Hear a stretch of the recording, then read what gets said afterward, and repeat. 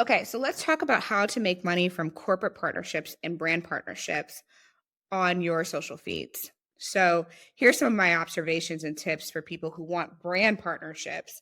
One, this is the number one thing. Your page has to be brand safe. When I say brand safe, what do I mean? I mean that your brand needs to have a consistent amount of content that you're posting regularly that is not violent, that is not controversial, and no death, no drugs, and not overly sexualized. No porn, no nudity, etc. And we can go into the rules of conservatism and progressivism of companies and all this different stuff, but that's not what I'm talking about. I just want you guys to know the facts. These are the facts. If your page talks a lot about guns or violence or has a lot of titties on it, we're not going to pick you to put you in front of these brands when we're building these decks. Okay. So to each their own, but I would stay away from it if you want to make money. So that's the first thing. The second thing then is, do you have a core community and demographic that you're really talking to and that you've built trust and loyalty from? Now, you don't have to have 100,000 followers. We work with influencers starting at the 10,000 follower range, and then we go up to millions. But I would say most people that we work with are typically in the 50 to 150,000 range, sometimes more than that, but oftentimes not. And the reason for that is that we find that those types of influencers and that size of influencer is really building a community or a group of people around them or a tribe around them that values their perspective. And they've clearly grown because people are following them. Their content is really good. There's a lot of creators that have 300 or 400,000 followers that just got them because of the algorithm back in the day or because they bought followers. And you can tell we use tools behind the scenes to actually track people's metrics and engagements. When we enter in your handle, it is public information for us to see what your engagement rates are. And we can tell when you've bought followers because you have 400,000 followers or 300,000 followers, but like 10 comments. Doesn't make any sense. Versus a micro influencer who might have 20,000 followers and hundreds of contents every time they post. So keep your content engaging. Comments, engagements are actual metrics that people on the back end can see, and don't necessarily equate lots of followers with bigger brand deals because that's not necessarily the case. The third thing for you to think through is, what category of brands and corporate partnerships do you want? And something that's really important to know that I think people don't think about in advance is, what categories pay the most? People, hear me when I say this. Automotive companies pay the most. Financial services companies, credit card companies, banks pay the most. Insurance companies pay the most. Tech companies, tech brands with hardware pay the most. What do all these things have in common, my friends? They are all big ticket items, right? You're trying to sell a car. So you have to spend a lot of money to sell this car to get you guys to consider this random car that you may or may not need. If you are buying insurance for yourself, for your family, for yourself, or for your business, that is a signifier of a successful, you have something to protect, right? That's not a trivial amount of revenue for that insurance company, because you keep insurance, you pay it monthly, you pay it annually for years, right? So they're willing to spend for that customer. Same thing with banks. I mean, how many of us use the same bank our parents use? Not because we went out and decided, I'm going to become a customer of this bank or this bank. It's either convenience or because we literally already had a bank account there, right? And then you get your mortgage there, you get your loans there. So them acquiring a new customer or a new credit card customer is a significant amount of revenue for that business. Comparatively, if you're a beauty influencer and you teach people how to make dupes of luxury products for less, okay, so you're telling me that you're trying to get me to buy a $2.99 product. I'm sorry, there's not much advertising room there.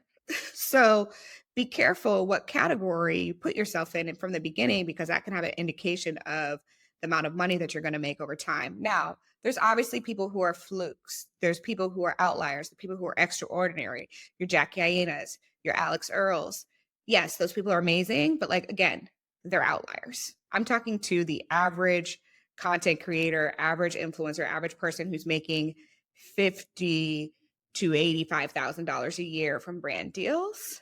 Pick categories that are more lucrative. Travel is not a lucrative category. It's a good lifestyle. You get free tickets, you get free stays at hotels, you're getting free, access to festivals, but they're not paying you cash. So be careful when you go into the travel category because you want to live a lifestyle versus build an income. Because what you'll see is that a lot of lifestyle creators have to then switch to credit cards and financial services because that's the category that actually pays. So hopefully that's helpful for you. So let me just break down how this works from the Blavity perspective, because I think it sometimes maybe is a misunderstood process of how brand deals even come about when a brand is reaching out to you. So here's the funnel. Big company, let's call it the white sheet company. Big company, white sheet company says, I'm going to spend $1 million on the Black community and Black advertising and marketing this year.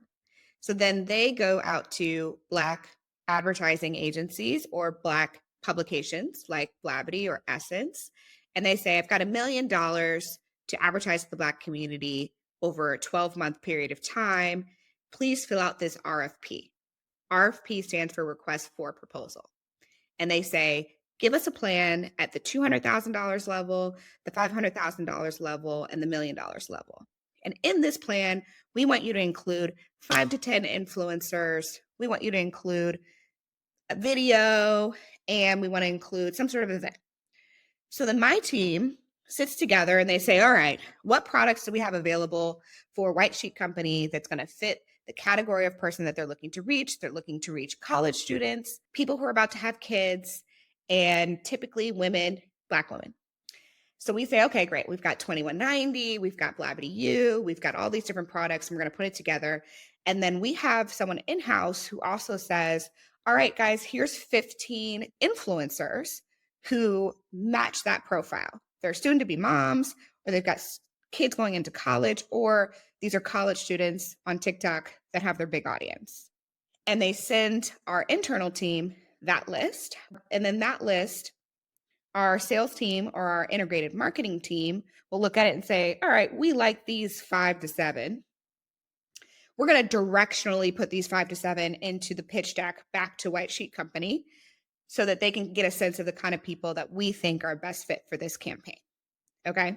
So then we fill out all these forms, we price out everything, we make a beautiful pitch deck, and we send it back. Then the client will say, we love this. We love this direction. We want to narrow in on moms. We think you guys are better for moms. You're not going to get the full $1 million. Can you build out this plan even further at the $500,000 level and then narrow in on moms? And we feel like we need more moms who have multiple kids. We're like, all right, fine. So then our talent team will go back out, look around, think about people in our network, people we've worked with in the past, and scour the internet for people on TikTok and Instagram that match that profile. And then let's say we win the deal. We win the deal. And of course, we've negotiated ourselves down. So instead of $500,000, maybe it's down to $450,000, right? And half of that is immediately going to some giant video campaign that we're doing. So half of that immediately is gone. Let's call it $250,000. So now I have $200,000 left for influencers. And keyword, influencers, plural, right? So let's say we're doing $200,000 for influencers and we're going to do 20 influencers at 10K a pop. Now, here is where people mess up. You got to realize we have to make a profit margin on those influencers still, right? I have to pay my team. I have to pay the salesperson who closed the deal. I have to pay the marketing person, the graphic designer, the talent person who pulled all the things. I got to pay taxes on this, right? So if it's $10,000 per influencer, we might be actually paying the influencer $7,000 and we're taking $3,000 off of the price that we gave the client. Now the client knows this. They know that there's margins built into these products. So don't ever feel like people are taking your money. They're not. This is all a transparent process. But then we reach out to these influencers. First of all, there's two ways. You might get an email that says, hey, we're doing this campaign. Are you interested? And that email actually comes before we've gotten the deal, just because we want to make sure that you're interested and you're available. Now you say you're interested, you're available, great. The deal goes through. It's like, great. Hey, we got the deal. Would love for you to be a part of it. Our budget is $7,000. And more often than not, the influencer is doing what they should do. They say, okay, well, my rate for that is actually 15,000. And we say, okay, we accept that that's your real rate. Unfortunately, we're gonna have to move on to the next influencer. Maybe we try to negotiate a little bit, but at the end of the day, when someone tells us their price, especially if they're a Black woman, I'm like, that's your price. So your price is your price. And we have to move on, right? So one of my best pieces of advice for an influencer is to actually ask up front, hey, like, where do you have wiggle room? Can you perhaps get them, let's say there's asking for 2 posts or 3 posts or, a lot of different assets. Can you keep the price the same, but maybe lower the amount of work that you're having to do? Because it's very possible that there's no more budget left at that point in the game, because it's now gone through 6 iterations, finance approvals, legals approval, all types of stuff. And at the end of the day, you're at the bottom of the funnel, which I get it, not a great place to be, but that's the reality of how this business works when you're working through brands and agencies and big corporations. So just something to think about. Instead of trying to increase your price, which you should always try, but seek to understand where you are in this process, what budget is left. And also, if you feel like they're asking for too much, it's going to be easier to get them to reduce the amount that they're asking for than it is to get them to increase their price. Advice you may not want to hear. Just keeping it real.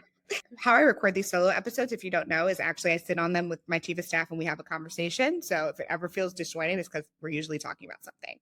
But Kate just brought up a really good point, which is this is what happens when you work with a brand with integrity. Now, there, of course, are terrible actors in the creator economy, in the creator space, that are going to bleed each creator down to their last possible cent and dollar. And they're going to take all the margin for themselves. You got to know who you're working with, right? You got to understand and respect the values and the brands that you're working with. If it's a random agency just emailing you on Instagram or in your email, they probably are going to take as much margin as possible, upwards of 50% margin on your deal.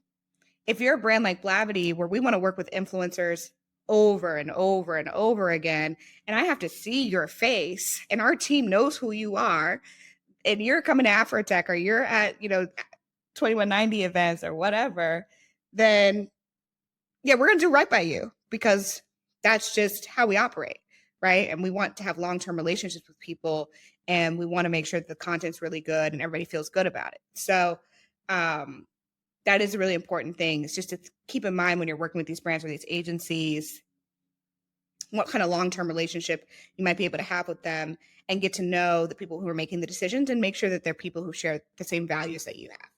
My last tip for someone who wants to make money with corporations is actually go into that corporation or that brand page that you want to work with.